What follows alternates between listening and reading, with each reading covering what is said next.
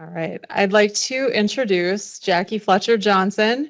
Jackie is a global keynote speaker, transformational executive coach, and award-winning storyteller who helps leaders and organizations communicate boldly, navigate challenges, and build resilient teams. A dragon boat racing gold medalist, she's coached. Come on! Yeah. Round of applause for that. She's coached Fortune 50 executives and thousands worldwide on the influential power of resilient storytelling. In her interactive keynote, Lead Like a Dragon, Jackie will show how storytelling can accelerate resilience, helping leaders steady their teams through uncertainty, rally people around bold goals, and strengthen cultural alignment. You'll leave with a blueprint for resilient, future-ready leadership. Everybody, welcome Jackie. Thank you.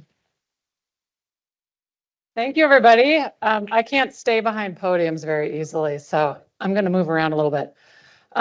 Do you guys need to move around a little bit? You've been sitting all day. Stand up. Stand up. Let's wiggle about a little bit. Oh, it's hard to sit all day, right? Zoom is changing our lives. Okay. And you can seriously wiggle. Like, that'll help if you just wiggle a little bit. Okay.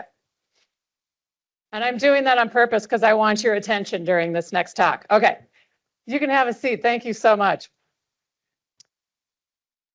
All right, here we go.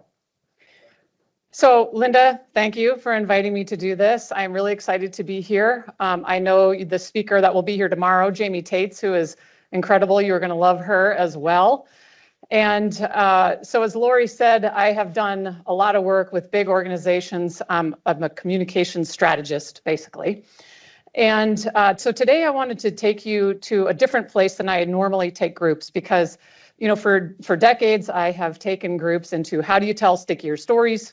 How do you develop thought leadership? How do you plan your communication strategy? All of that kind of fun stuff.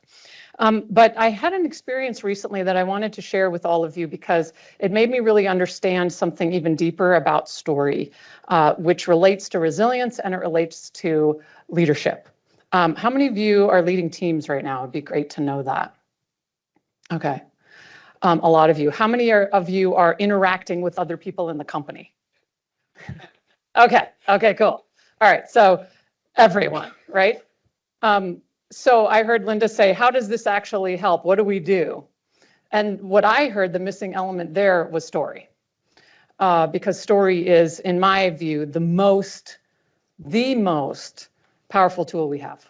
Sorry to all the IT folks in the room, like for the tech, but like I think storytelling is literally the most important tool we have. So I wanted to, of course, start with a story. No surprise there. And it's just going to be blank for you for a minute. Okay, are you ready? Okay, thank you. Did you hear that? Did you hear it? No, you didn't hear it? Are you sure you didn't hear that? You didn't hear that crunch? No? You did? You heard a crunch? No, you didn't hear the crunch. Are you sure you didn't hear that? I know I heard something. I heard a crunch. I heard a break of some kind. I heard something rustling. You're sure you didn't hear that? No, I didn't hear that. Well, I heard it, and I'm pretty sure I saw something too. A figure coming toward us. What do you mean there's a figure coming toward us? What are you talking about? You guys you're freaking me out. What's happening here? I'm pretty sure that if you go to sleep tonight, the Jolly Green Giant is going to come and step on you. So you better not sleep. Okay. That was, that's when I told that story, or about then, maybe a little older, to those two poor small children. And it was because we had just traveled to southern Minnesota and seen the Jolly Green Giant. And so my little brother, I told this story. I loved telling scary stories. It was so fun. And what he told me a couple of years later, you know that story that you told about the Jolly Green Giant?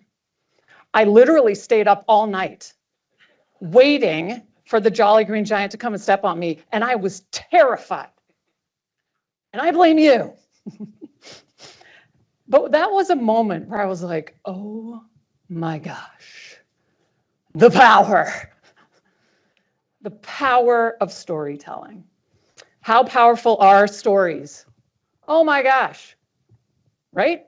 Stories build and destroy cultures. Stories change behavior, they build buy-in, they cause panic, right? What else do they do? What else do stories do? Inspire. Yeah. Clarify. Entertain.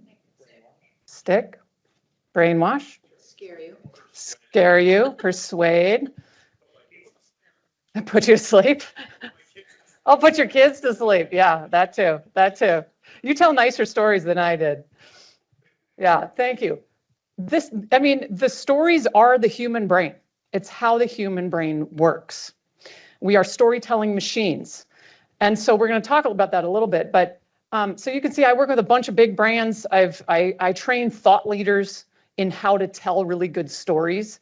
And what to tell and what sticky things to have in their stories. We'll talk about that a little bit today.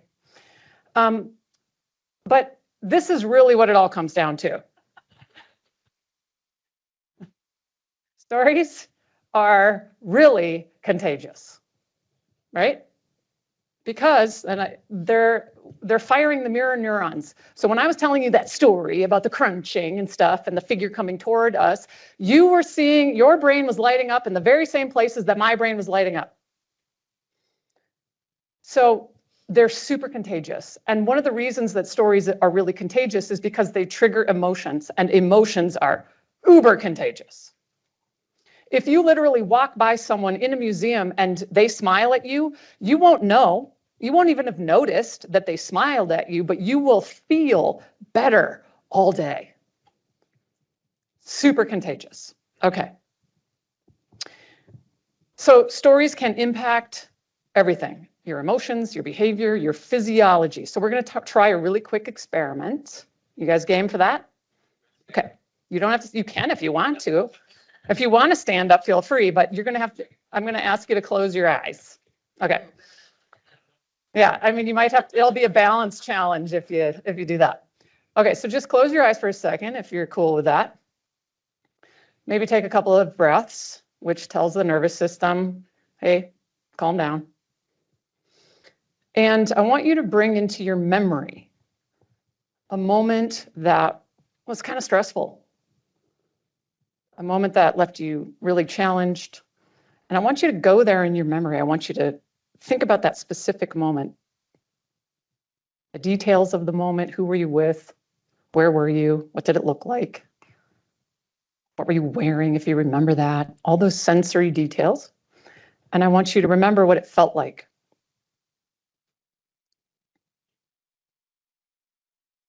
And now I want you to notice, just scan really quickly what your body is doing.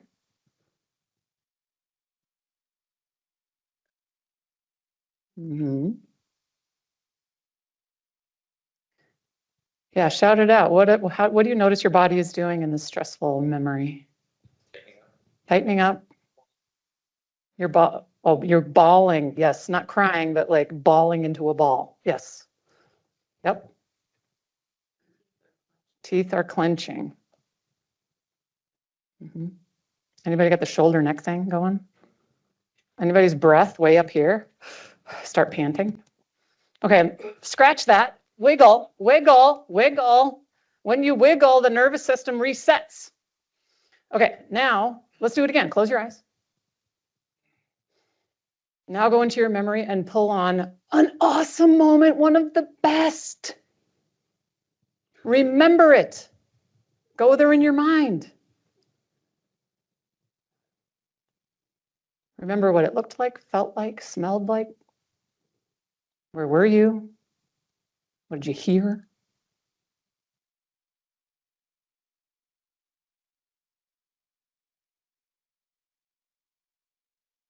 Now what's your body doing?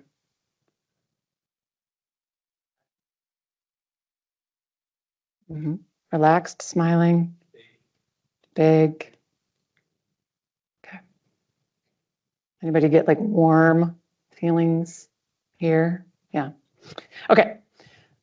You can change somebody's state in seconds with story. You just had a story come into your mind and it changed your literal body. So powerful, so powerful, so powerful. Okay, so today what we're going to do, strategic storytelling for personal resilience. So we tell stories to build our businesses and to, get everybody to work on the same page and to help our teams. Today, we're going to talk about how to use story for your personal resilience, and we're going to talk about it for how you can improve your team or your friends or your colleagues' resilience, okay? The organizational resilience. And I'm going to do that by telling you a bunch of stories. So we're going to talk about the 3 Ps of story power, okay? And there's a dragon, which, spoiler, you already know I'm a dragon boat racer. Okay. And so we're going to talk about this and make it as easy as we can with, here they are. This is not rocket science, okay? Pause to reflect, pick on purpose, and practice for power. That's how we do story. So we're going to start with the first one. Pause to reflect. What stories are you telling? Most of us don't know, especially when we're relating them to resilience. We have no idea. And so I love to show this photograph, this library that extends off into forever, because this is you. This is your identity. You are literally built out of stories. Stories that your family has told, your friends have told, your teachers have told, that are all about who you are, what you're capable of, how you do things.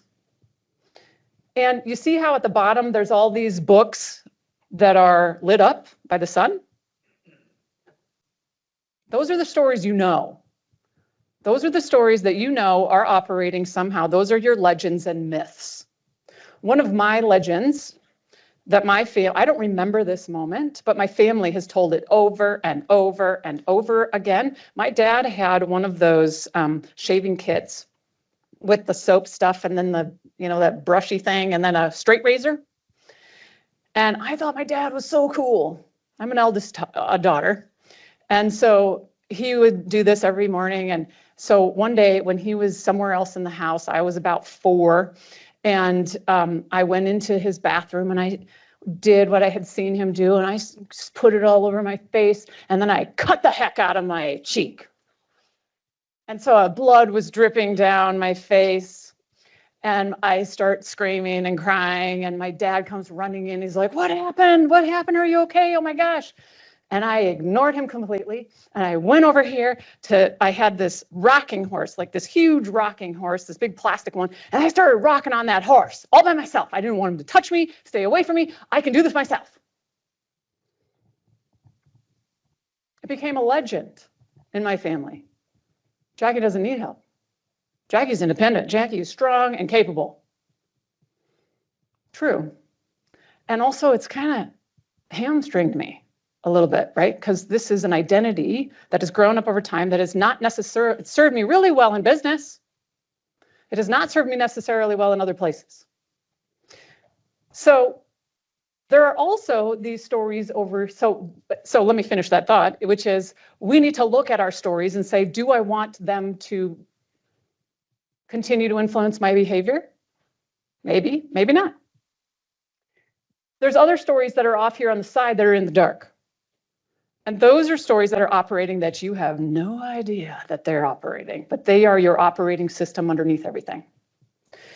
And one of the days that I was like, oh my gosh, when I really understood this power was my daughter was about 4-ish, 5-ish, somewhere in there.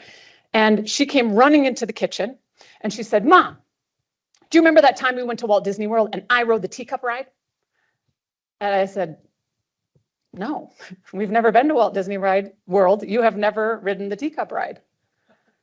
And she just stomped her foot. "Yes, I have been to Walt Disney World. I have ridden the teacup ride."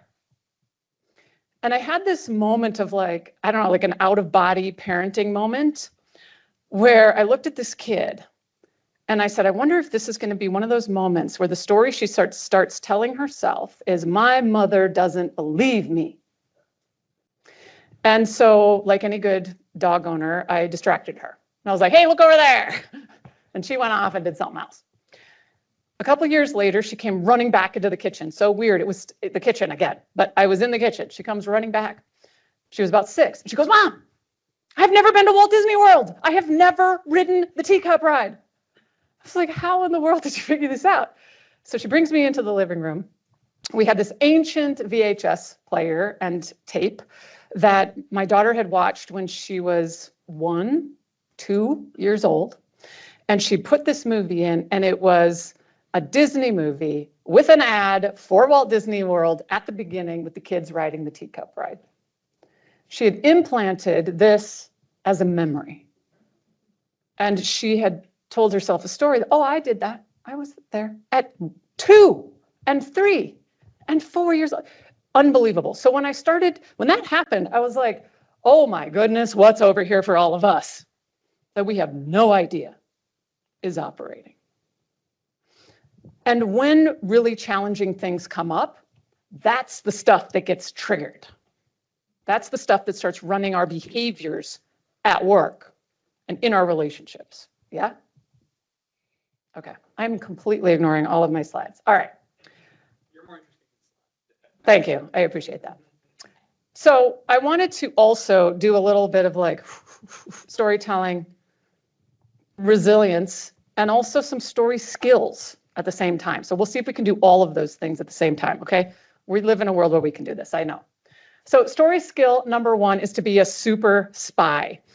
So when you think about what stories are operating in me, with my team, in my organization, how do I surface the whisper network as a leader? Oof, right? Tough. Well, this is it. Being a super spy is curiosity. Every great artist, every great writer, I should say, we are really trained in this. Curiosity is the number 1 skill. And I would argue it is the number 1 skill for leadership and resilience. And so all it involves is listening, observing, asking questions, being curious about the world. And so why am I behaving this way? Why am I reacting this way in this moment? Why do I say these things the way that I do? Why is my teammate acting that way? All of that kind of stuff. It's asking questions. I married the first guy that asked me questions, right? We don't do it very well all the time. A lot of us kind of want to tell our stories, but we're not always great at listening to stories. And so this is a critical skill. Okay, cool? Okay. So we're going to go back, pause to reflect. So many of us, we move too fast. We don't take the time. There's some research out of George Washington University that says that reflection is the difference between extraordinary professionals and mediocre professionals. That's it. I mean, there's more things, right? But reflection was what this research found. So pause to reflect. Why am I doing what I'm doing? What are the stories happening in my head that are triggering behaviors? Okay. Pick on purpose. What stories do you want to tell? So after you do the reflection, what are the stories that you want to tell? And why do you want to tell them? What outcomes do you want to have? And as a strategist, this is where we live, right? Why are we telling the stories? What behaviors do we want to drive? This, just as a little aside, Dragon Boat teams from all over the world in Vancouver, the biggest race in the world. And I don't know if you can see, there's somebody going like this in the middle with the reflective vest on. You see that? In the middle? Super small. That was me. Okay, it was my first time steering a race of 9 lanes. I was terrified out of my mind. And they made me wear this vest because I was new, so they'd be nice to me. But it was incredible. Thousands and thousands of people. So we'll talk about that in a second, because remember that legend? I can do this by myself. I got blood coming down my face, but I'm going to do it by myself. This is Boss Dragon. That's what I call her. She's got her Marvel suit on. She rides a dragon. She doesn't need help. So when story, I was always a communications exec doing all this stuff, whatever. And then 2020 hits and I was diagnosed with breast cancer the same time as the pandemic was going around the world. And so there I am in the chair, the gray chair, all by myself, boss dragon, because they shut down the hospital and you couldn't have visitors, family and friends couldn't go with me. There were some lovely nurses, lovely doctors, who were also in there, lovely other patients that we would sometimes be like, can we just talk from really far away? But I went through it alone. And going through the acute phase of something really hard, whether it's a health crisis or it's a business crisis, you put your head down, you do it, right? And you think about a Hollywood movie, which is, I'm the hero, and I'm going through this really hard thing. All these obstacles are happening. I've got some allies here that are helping me, and I'm going to overcome it. I'm going to face the big villain boss, and then by the end, I'm going to be on the top of the hill with my arms in the air in victory. Have you guys seen that movie? Every Marvel movie ever made, Star Wars, like all of them. It is the human story. It is a human story. It is one of the stories that we know so well. Joseph Campbell is this fantastic guy. If you haven't heard of his work, it's worth looking at. He studied stories from cultures around the world and what were the similarities from different cultures. And this is a story that, of course, the hero's journey is what it's called. And it is what Hollywood is built on because it's the way the human psyche works. The problem with it is that there's this crisis and recovery myth that I can go through this and get to the top and be great and never have to have anything hard happen to me ever again. That doesn't work, right? We know that. We know that in the last 5 years, it's been one hard thing after another. And I hear from C-suite leaders all the time and board members and all this stuff. And they're like, I don't even know what to say. Like, I don't know how to lead my team right now. Like, because it's just boom, boom, boom, boom, boom, boom. And people are exhausted. So then what? So in the aftermath of a crisis, that's when you go through this kind of health crisis, they always tell you it's going to be really hard. It's hard now, but it's going to be really hard after it's over. And so I was like, well, how could it be harder than this? And it's because you start to really think about, you start to reflect. Who am I now that this hard thing has happened? And how do I integrate that into my life? And so this is true of anything that you have to be resilient about. If my kids are leaving to go to college, who am I now that I'm going to have an empty nest? If I am suddenly in a new leadership role and I'm leading a team of 10,000 instead of, 650, who do I have to be now in order to do this? If we're going into a world of AI and suddenly we have to have oversee not just people, but also machines, who am I? How do I do that? This leadership is an evolutionary journey. So, and what I did there, you'll hear about this later, but when you are storytelling, you have to make it relevant to your audience. Breast cancer may not be relevant to all of you, but do you see how I'm trying to tie the stories to what you all do and experience? Okay, little aside. Okay, so you guys are architects. I'm an architect too. I'm a story architect. And this is the Masonic Cancer Center at the University of Minnesota. Gorgeous. All these beautiful windows, the art, and these stairs. Now these stairs are awkwardly placed so that you have to take steps, either little steps, or like a really big step. And there's an elevator over here. And so I decided to let me back up. The first time that I went into this center, I just raced right up those steps. And then I also saw at the same time that there was this elevator where all the really sick people would go and get in this elevator to go to the second floor. And so I decided at the beginning of this thing, I was going to start telling myself a story. And the story went it put me as the hero of the story. But the story was these stairs. And if I could get up these stairs, I knew I was going to be okay. And so as the treatment progressed, it took me 15 minutes to get up those steps at one point, but I still was like, no, I'm the person who goes up the stairs, because story is what makes identity. I am the person who. And so this is a way that architecture, buildings, how humans automatically lay story on top of it. Humans automatically lay story on top of business. Okay. So, second thing that happened, here we are. This is my team. They're dragon boat racers. And so I was in this aftermath of something really hard. And my physical therapist noticed I was struggling, and she said, have you heard of the Dragon Divas? I said, no, I have no idea what that is. And she said, it is a dragon boat racing team of all breast cancer survivors in St. Paul, Minnesota. And so I think you should give them a call. So I called up the woman that started it. Her name is Mary Skripek. She's a physical therapist, and she started this team 20 years ago. And I called her, and she said, we are going to New Zealand to race against 4,000 other breast cancer survivors from 21 different countries. Do you want to go? And at the time, I could not walk to the mailbox. So it would have been hard for me to run to my rocking horse and just take care of myself. I couldn't walk to the mailbox. And I said, I have no idea what dragon boating even is, but I'm going to be there. I'm going to New Zealand. And so I did. This is New Zealand with all the flags of all the countries. This is a dragon boat. It is a 900-pound boat, 40 feet long, 20 paddlers, a drummer at the front, and a steer person at the back. Okay.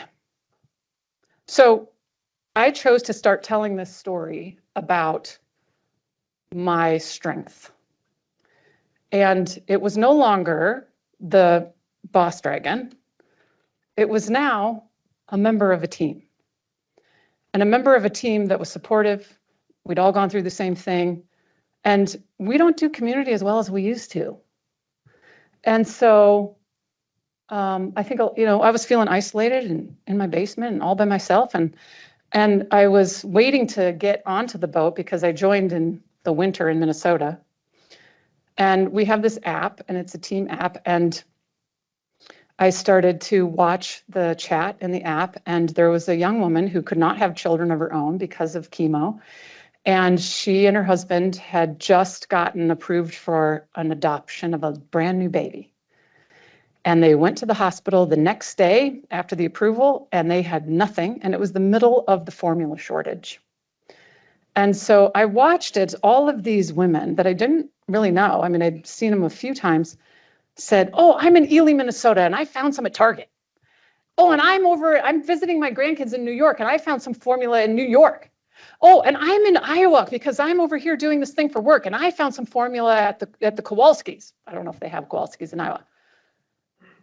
And suddenly I realized that the stories we tell together, wow, those change the world. Okay, they change business, they change the world, they change the resilience of everyone in this boat. Every single person in this boat is more resilient because of the stories that we tell together, because of the stories that we choose to tell together. Okay. So, story skill number 2, make it sticky. So how do we make it sticky? This is something that we could spend a long time talking about, just this one slide. So I'm just going to give you a really quick overview. The curiosity gap, the 3 C's of effective storytelling, context, and why should I care? So if you remember anything for storytelling, this is a good one. Curiosity, we started with curiosity. Now, curiosity gap, context, and why should I care? The curiosity gap is this. Did you hear that? What in the heck is she talking about? Creates curiosity in you, right? Another curiosity gap, the most famous of all time. It was a dark and stormy night. You've heard that one, some of you, yeah. Super big curiosity gap. But you can, because it causes curiosity in your listener, in your reader, in your person interacting with your story. If you start every story like that, you will forever be a fantastic storyteller, and you will have your listeners on the edge of their seats. Every TikTok video that succeeds has a curiosity gap. So you're going to start to see them now. Context, who, what, when, why, where. I'm going to put some of these out here so you can see some of these little spots here too. Who, what, when, where, why. Context. Curiosity gaps, by the way, for all of you data folks in the room, data can be used, questions can be used with a curiosity gap, data can be used, but it can't just be any data. It can't be any data. It's got to be, oh my gosh, data. Or it's got to be data that you involve people in. So when I start stories with data, I have people stand up. And I was like, okay, but you guys stay seated because you're the 2%, okay? And then I have this part of the room stand up and that part of the room, and then I have them sit down and I have them look around so they can actually see faces as data. That's what I mean. You want to dramatize data, okay? Who, what, when, where, why, and then the signs, wayfinding signs. It's going to become more and more and more important with AI. It's no longer traffic that drives eyeballs. It's no longer clicks that drive eyeballs. It is authority that is going to draw eyeballs in this new AI age. It is thought leadership. And so that means you got to know how to tell a really good story, and you got to give people signposts along the way. And so signposts are repetition, rule of 3. They're a little bit of rhyming and a little bit of alliteration. Those things are things that will help your listeners go with you. Otherwise, it's just a sea of words, and we get lost in seas of words. Last is, why should I care? Why should I care? Every listener is selfish. You guys aren't. But listeners are selfish. They want to know what's in it for them. You want to know that I'm going to give you something today. Otherwise, why have you stuck around, right? So why should I care? And there's a couple things that create that for you. One is you paint a picture. Stories are told with words and visions, images, sensory details. That's what brings this to life. And emotion, hands down, is the stickiest possible thing you can do in a story. If you create emotion in your listener, they will go with you wherever you want to go in the story. You got to create emotion in the listener. And if you got curiosity and emotion, oh, so good. Okay, finally, practice for power. What stories help you shift outcomes? And how do you know? You got to practice. One of the great things about artistry, which I believe storytelling and architecture are arts, is that you got to test them over and over and over again and iterate. And you can see the outcome happening in real time on somebody's face. If you are boring, they will let you know. Believe me. So we practice for power. So I'm going to tell you a little story right here while you guys can see this. Oh, there we are. This is in New Zealand. And I'm in that boat in a red life jacket. This is a practice. We weren't racing in this moment. So we were just practicing. But you'll see, you've got to get 20 people paddling together at exactly the same time. Or you will bang paddles. Or you will skew off one way. And, you know, this boat, you're trying to keep it on track. This is incredibly difficult. It is a sprint sport. One of my physical therapists said that for the soccer team, Minnesota United, she was their physical therapist for a while, and she would, every time she wanted to make the guys cry, she would turn an exercise bike upside down and make them pedal it with their arms and jack up the resistance.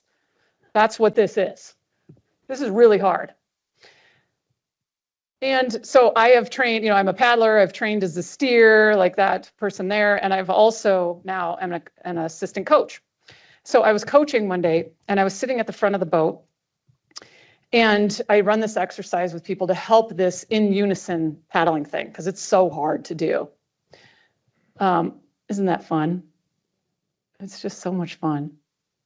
This is a great sport, you guys. And they have teams here too that you guys could join in Minnesota. It's crazy. Global community, so much fun. This one is just for breast cancer survivors, but there are teams open to everyone. So one of the things that I learned about story was it can create, you know, outcomes, right, for what you want. And like, I wanted to scare the heck out of my brother. It worked. And so with this team, one of the things that I learned, I run this exercise, it's called Zen paddling. And it is an exercise where you have the entire team close their eyes while they paddle. And so you have to paddle just by listening and by hearing the water and by feeling the movement of the boat. And you see basically how long you can go without banging paddles, right? And there was a woman that was sitting right up at the front when I was running this exercise. And she was like, this is so stupid. Why do we have to do this? I don't understand, you know? And so as a coach, as somebody who's trying to create change and get a team working together or an organization working together, you're going to have different people with different opinions, with different views of the world, with different, and you got to get them all on the same page. Does that sound familiar? Okay. That's what you have to do in a dragon boat too. I think this is the Australian team. Super cool. So that's what you have to do in a dragon boat as well. And so I thought, okay, I've got to tell a story here to get her engaged. And so the next time I did the Zen paddling exercise, I said, I want to tell you a story about what this particular exercise means to me. And so I told a story about going through breast cancer, which was a very relevant story to everyone in that boat. I said, when I was going through breast cancer treatment and, you know, surgery and all that stuff, it was in the middle of the pandemic, and I was going in for surgery.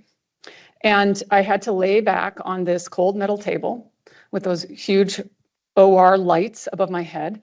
And because we were in the middle of the pandemic and nobody knew what it was at the very beginning of it, the healthcare workers were suited up and I couldn't see their faces.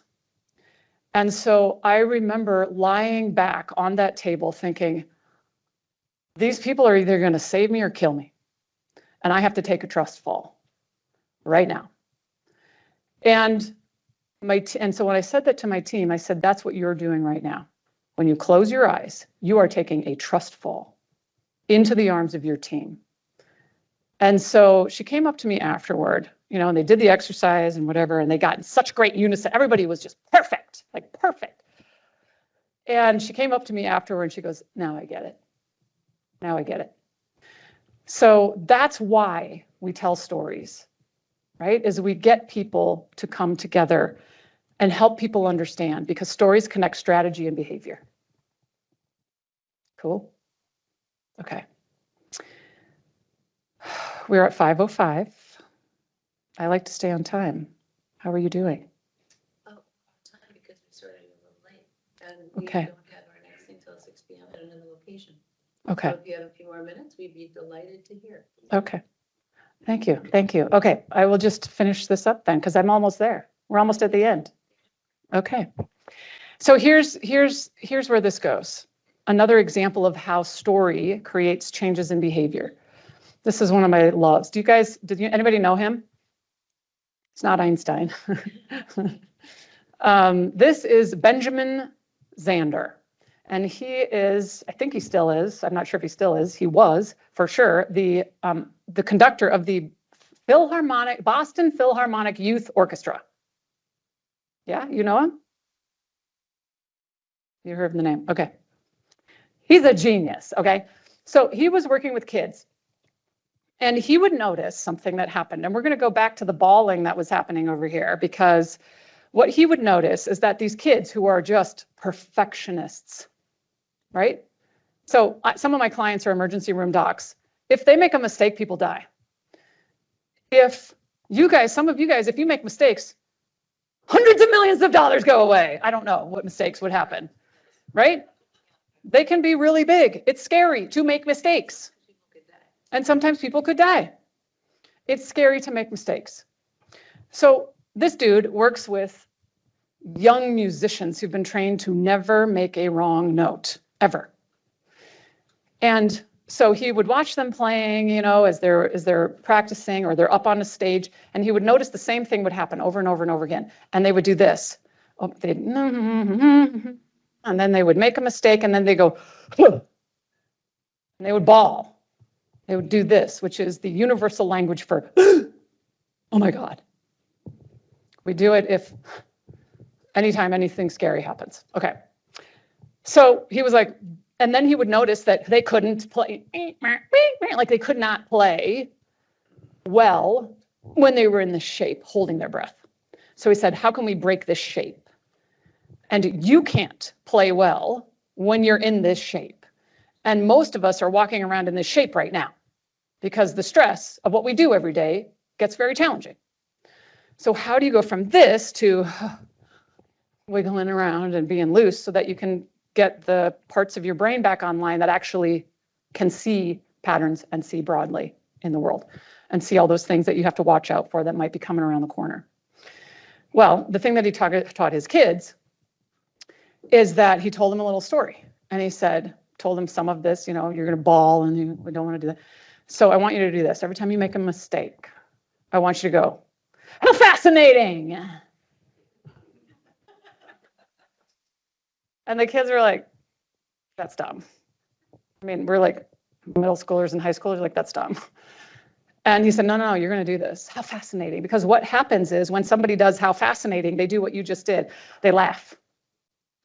And it breaks this. Oh, they laugh, their bodies would straighten back up, and then the frontal part of their brains, the cognitive processing of their brains, the executive function comes back online. And then their performance then became good again. Okay? You guys going to use this? Okay. Tomorrow. I want to hear about this. Okay? Find me on LinkedIn. I want to hear what happens. Okay. All right. So that's how story can help. Okay? Create changes in behavior. So the third and final spark, or story skill, number 3, is to create a spark, which means we don't just tell stories to tell stories. We tell stories to create action. So to do that, we want to listen for good stories. What moves you to act? What moves you to change? What moves you to do something? Pay attention to that. Reflect on why and how that's going and what stories you're telling in order to make that happen. And then practice telling stories so that inspire other people to do something. This is all about action. I got my brother to stay up all night crying, people. Have you been able to do that? Yeah. You have? Okay, it's like we're talking after. Okay. So that's the point, right? Is we want to create movement. We want to create action. We want to create something happening. Okay, here they are again. Okay. Pause to reflect, pick on purpose, practice for power. Okay. So here's this. If you take a little screenshot of this, this is the fastest survey you will ever do. It's all emojis, practically. I would love to get your feedback on this. I'd love to hear your thoughts. You guys are strategists too. This would be helpful for me in the architecture of my presentations going forward. And you will also get these slides as part of this.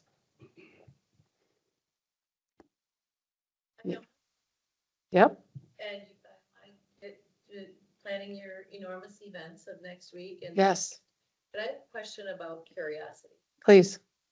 I think that here. And I just have to ask it. I could have asked it after, but I'm going to ask it in the group. Yeah. You said curiosity is a skill. Yes. And I'm really interested in that because some things, the great debates of nature, nurture, and what you come with and what you learn and what you develop and what you hone and what all that. So when you call curiosity a skill, and I was wondering if it's not a trait, or is it not something that's there? Are you because you hear naturally curious all the time. Is this something that people can learn, and give us a tip? It is something people can learn, yes. And thank you for the question. And you can learn it through doing things that are novel. And that's and paying attention. So curiosity is made up of novelty and paying attention and noticing things. And so you can do things on purpose to make that happen. If you are driving the same way to work every single day, you can drive a different way and open your eyes and pay attention to the route. That is training you to be more curious. You can sit across from a partner you've been with for a really long time and see if you can notice something unique and different about them that you haven't noticed before. I did that recently. I usually, my husband comes home, he's like, did you notice anything? And I'm like, did you get a haircut? And he had gotten his ear pierced, as it turned out. So, and we've been together for like 22 years. And so it's those kinds of things. It's looking for novelty. Yeah, no, well, okay. So it's looking for novelty and doing novel experiences and being open to the senses. So noticing what you see, hear, taste, touch, all that stuff. One of my great teachers was in high school. It was a sub that came in for our writing teacher one day. She took us to the McDonald's in Uptown, Minneapolis, and she said, I want you to listen into people's conversations. And so that's what we did. We listened into people's conversations, and then we tried to tell a little story about what we thought we were hearing. Who is this person? So that's something that you can do. You can listen into somebody's conversation. You can go on a walk and in any city and just see what you see. That's builds curiosity muscles. So it's sensory things, it's sensory details. I've done this with healthcare students. So I teach in the Mayo Medical School. And one of the things I love doing with the students is I'll say, I want you to look at your hand. And I have them study their hand, like really study it for a couple of minutes. And then I have them write about what they saw. And then I have them write about what this hand has done. And what has this hand meant to them? Like this hand held my baby for the very first time, and it takes me right back there. And sometimes I'll do it with an orange, and I'll have people peel an orange for a while and smell it and really taste it. And it's amazing because what you smell can evoke so many stories. And so I was doing this with a whole bunch of executive physicians. So they were surgeons and executives, and sitting in the front row like this the whole time, like, what am I doing here? I don't want to be here. And we did this orange exercise, and they're like, my grandmother used to make me this, lemonade, because she had orange trees in the backyard. And so it's amazing when you start to practice those curiosity skills, then it becomes curiosity with your team, with your patients, with your clients. Because when you're listening to a story, for example, and looking for emotion on somebody's face, what do you notice? What emotions do you see in that person? And if you can't see it, what emotions are you feeling? Because of those mirror neurons were contagious, maybe that's what they're feeling. So that's how some of the things to practice curiosity. Thank you. Yeah, any other questions? Okay, I know. All right, thank you. Okay. I mean, I hate to say we save the best for last because we've had so many such a full and rich and amazing day.